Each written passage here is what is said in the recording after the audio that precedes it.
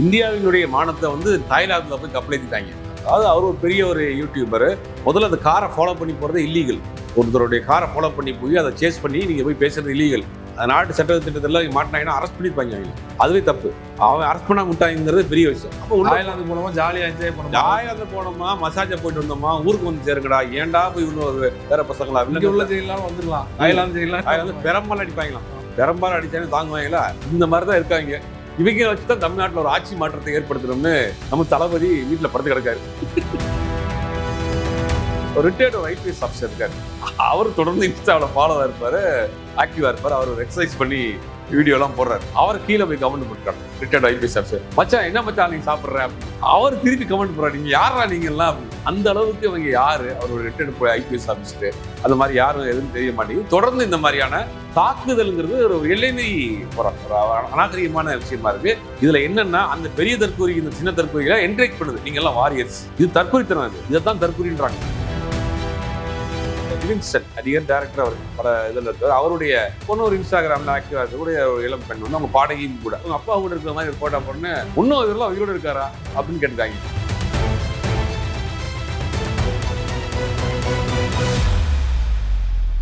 அரசியல் களம் நேயர்களுக்கு வணக்கம். இன்றைக்கு நம்ம நேர்காணலுக்காக ஜேர்னலிஸ்ட் சுபைர் அவர்கள் நம்மோடு இருந்திருக்கிறார். அவரோடு பேசலாம். வணக்கம். வணக்கம். உலகம் அறிந்த யூடியூபர் ஸ்பீடு அவர் நேற்று ஒரு வீடியோவில் பார்த்தீங்கன்னா போயிட்டு இருக்காரு. தாய்லாந்தில் ஏதோ ஒரு நிகழ்ச்சியில் கலந்துக்கிறதுக்காக அவர் காரை ஃபாலோ பண்ணிய வாரியர்ஸ் பார்த்தீங்கன்னா டிவிகேன்னு கத்துறாங்க. தளபதி விஜய்ன்னு சொன்னா கூட பரவாயில்ல, இந்தியாவோட சிஎம் தளபதி அப்படின்னு சொன்னோடனே அவன் ஷாக்காகி ஏதோ திட்டலாம் செய்யறாரு. அந்த வீடியோ எனக்கு ட்ரெண்டிங் ஆனது.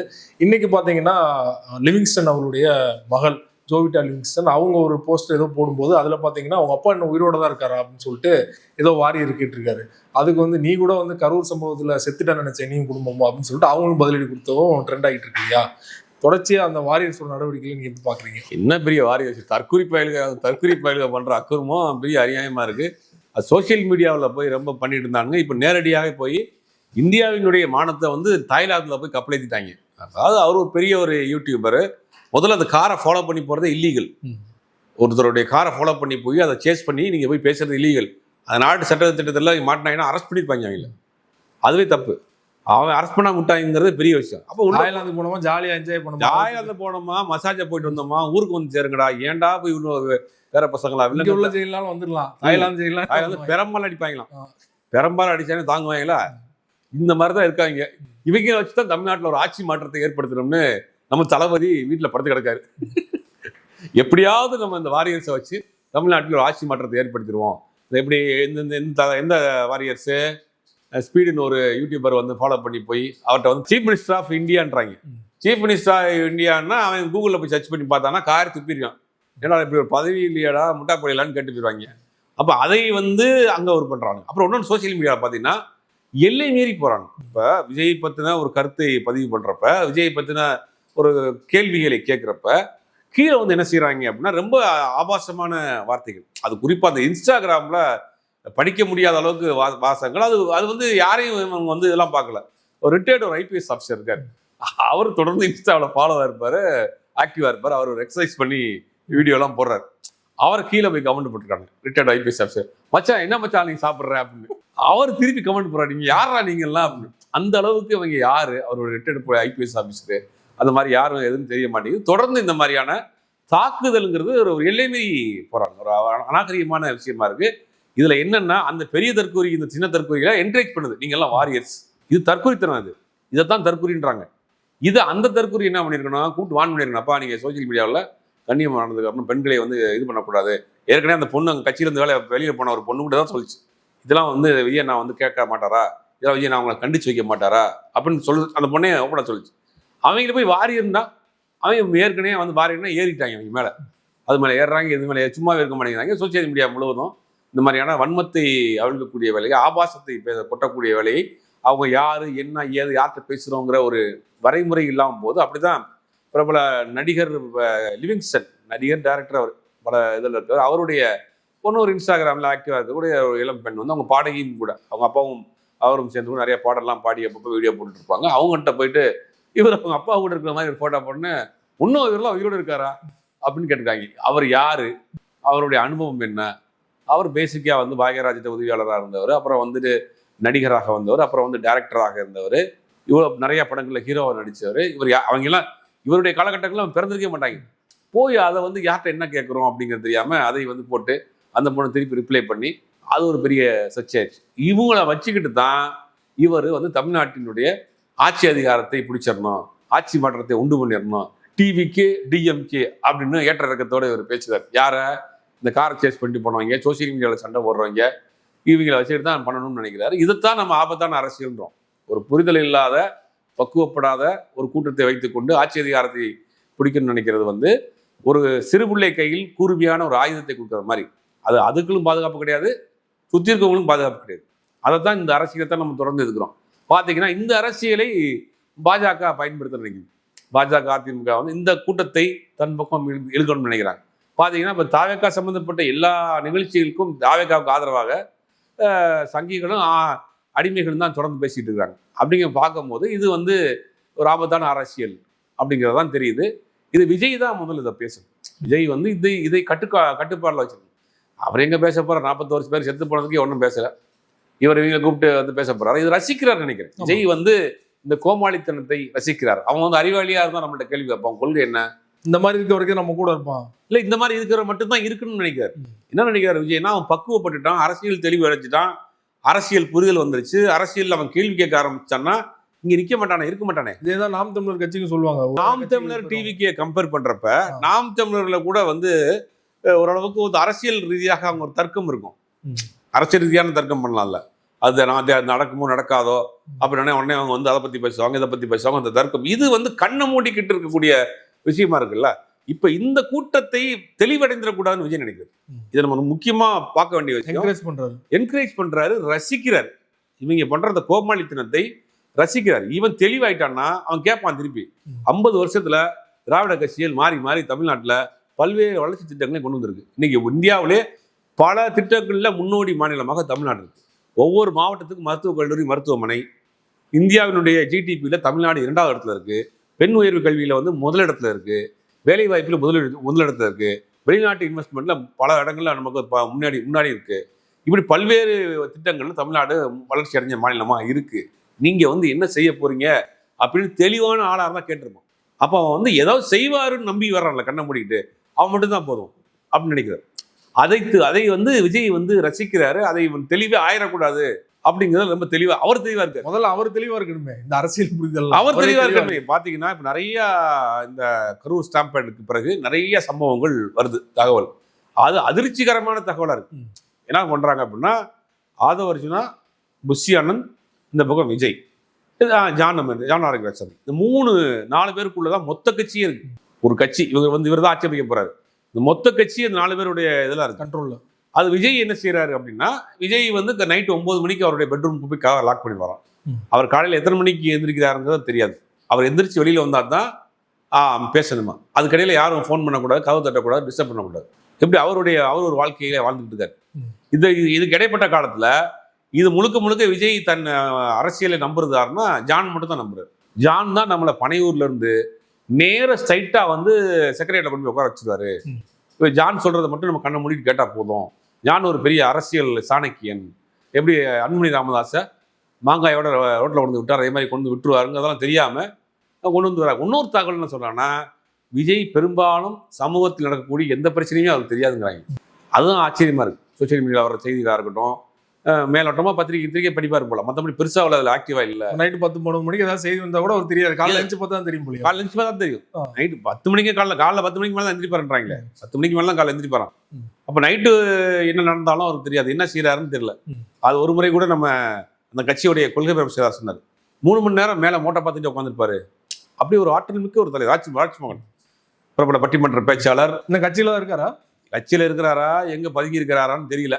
அவர் ஒரு பேட்டியில சொல்றாரு, விஜய் வந்து 3 மணி நேரம் வந்து ஒரே இடத்துல உட்கார்ந்த இடத்துல மேல பார்த்துக்கிட்டே இருப்பாரு. இதுக்கு என்ன நோயின்னு தெரியலையே, இதுக்கு வேற மாதிரிலாம் சொல்லுவாங்க. அவர் என்ன சொல்ல வந்தாரு? அந்த மாதிரி ஒரு ஜென் மனநிலையில் இருக்கிறார். அப்படி ஒரு ஞானி அவரு அப்படின்னு சொல்றாரு. இவர் சொல்றாரு, விஜய் பாராட்டுறதுக்காக சொன்னாரா, கலாய்க்கிறதா சொன்னாரான்னு தெரியல. அதையும் வச்சு ஓட்டிட்டு இருக்காங்க. இப்ப என்னன்னா, விஜய் வந்து 9 மணிக்குள்ள போயிடுறாரு. விஜய் முழுவதுமாக நம்புறது இவர் தான் நம்புறாரு, ஜான் தான் நம்புறாரு. இப்ப புஷியை வந்து அந்த சம்பவத்துக்கு பிறகு, கரூர் ஸ்டாம்பேடுக்கு பிறகு புஷியை ஓரங்கட்ட வேலையை பார்க்குறாங்க. அதை ஜானும் பண்றாரு, ஆதவும் பண்றாரு. ஏன்னா ஒட்டுமொத்தமா அந்த கண்ட்ரோல் வந்து புஷிட்டு தான் இருக்கு. ஆமா, அந்த வாரியர்ஸா இருக்கட்டும், ரசிகரா மாவட்ட இருக்கட்டும், செயலாளர் எல்லாருமே புஷி தான் இருக்கு.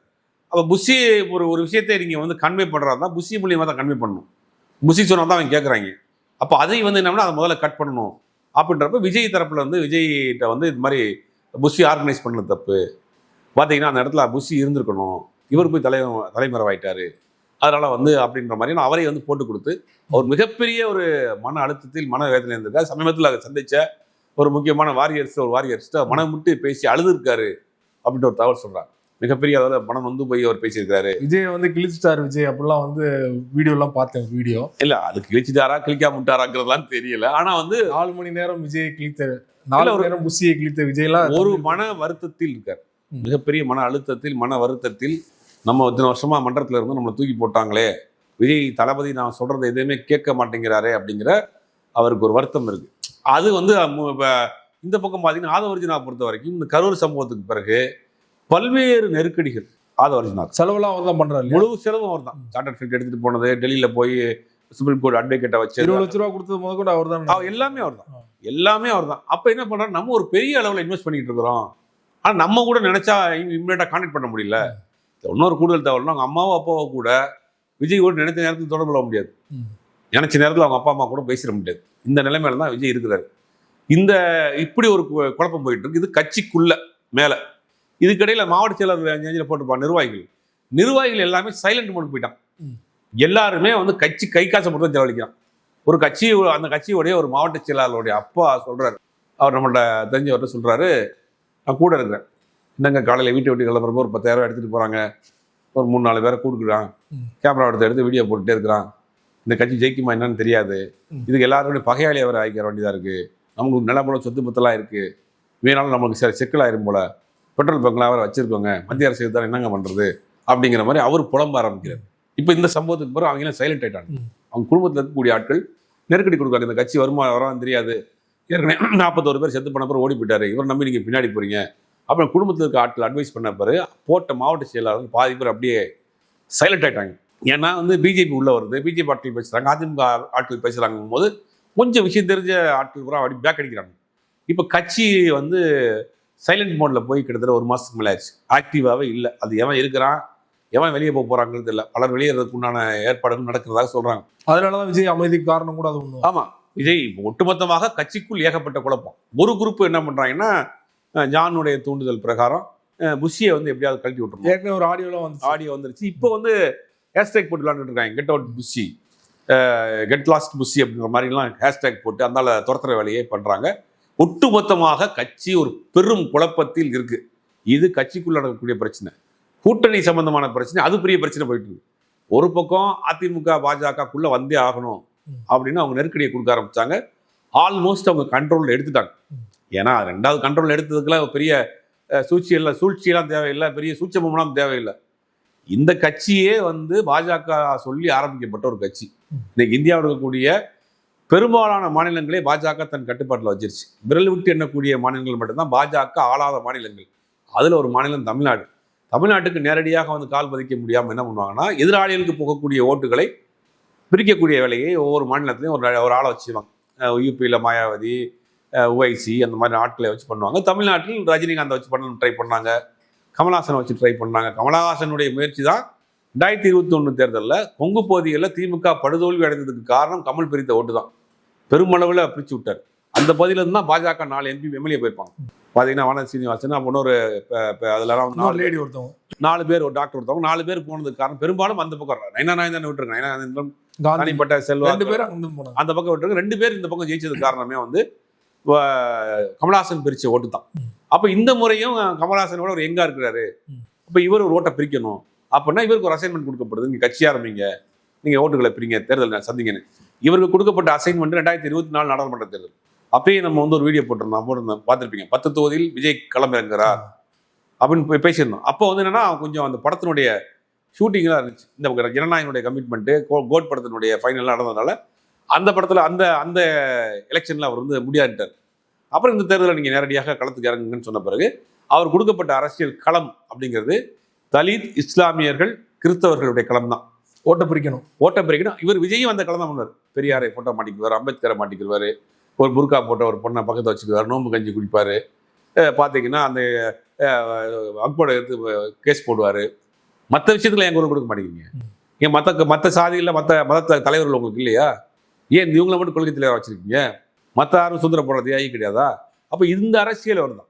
இந்த அரசியலுக்குள்ள நிற்க வச்சு ஓட்டை பிரிக்கணும். இப்போ இந்த கரூர் சம்பவத்துக்கு அப்புறம் கூட வந்து அவர் கூட்டணிக்கெல்லாம் போக மாட்டாரா? தனிச்சு நின்று தான் வந்து ஓட்ட இல்லை, கரூர் சம்பவத்துக்கு பிறகு இவர் நேரடியாக ஒரு 20-25% பிரிச்சு விடுவாரு.